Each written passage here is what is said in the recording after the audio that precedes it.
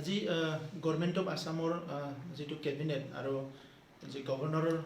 যি ডিচিশ্যন সেইটো আমি UPPL দলৰ তৰফৰ পৰা ৱেলকাম জনাইছোঁ আৰু ধন্যবাদ জনাইছোঁ। এইটো এটা ভাল এটা ডিচিশ্যন হৈছে আৰু 32 লাখ জনসাধাৰণে তেনেকুৱাই এটা ডিচিশ্যন বিচাৰি আছিলে, যিহেতু কৰোনা ভাইৰাছৰ কাৰণে নিৰ্বাচনটো সঠিক সময়ত বা এনাউন্স কৰা হিচাপে পাতিবলৈ পৰা নাই। সেইকাৰণে যেতিয়ালৈ নিৰ্বাচন হ'ব তেতিয়ালৈকে গভৰ্ণৰৰ হাততে BTC প্ৰশাসনৰ দায়িত্বটো থাকক আৰু এজন দক্ষ বিষয়াক ইয়াত দায়িত্ব দিয়া যাওক, সেই কথাটো চবে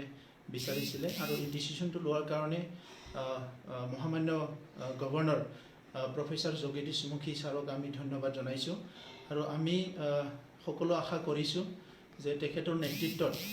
আমাৰ প্ৰশাসনে নিকা আৰু স্বচ্ছ কাম কৰিব। যিখিনি এটা সাফোকেটেড আৰু ভেৰি কৰাপ্টেড এটা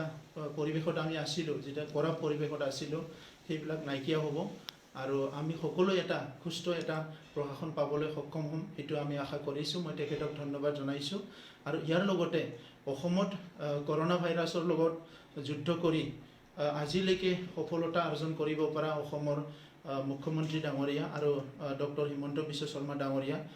হেল্থ এণ্ড ফিনেন্স মিনিষ্টাৰ, তেখেতসকলক ধন্যবাদ জনাইছোঁ আৰু অনাগত দিনত মই ৰাইজক আহ্বান কৰিছোঁ যে চৰকাৰক কোঅপাৰেট কৰিব লাগে আৰু যিখিনি ৰুলছ চৰকাৰে বান্ধি দিছে, ছ'চিয়েল ডিষ্টেঞ্চিং, মাস্ক পিন্ধিব লাগে আৰু আমাৰ যিটো চেনিটাইজেশ্যনৰ কথা যিবিলাক কোৱা হৈছে এইটো যাতে সকলো মানি চলে। মই বহুত সময়তে দেখিছোঁ দোকান পোহৰত আহোঁতে আমাৰ মানুহবিলাকে ছ'চিয়েল ডিষ্টেঞ্চো মেইনটেইন কৰা নাই।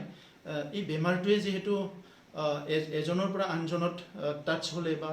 ওচৰত গ'লে বিয়পায়, তেনেহ'লে আমি ছ'চিয়েল ডিষ্টেঞ্চটো মেইনটেইন কৰাটো আমাৰ সকলোৰে দায়িত্ব। তো সেইটো যাতে সকলোৱে মানি চলে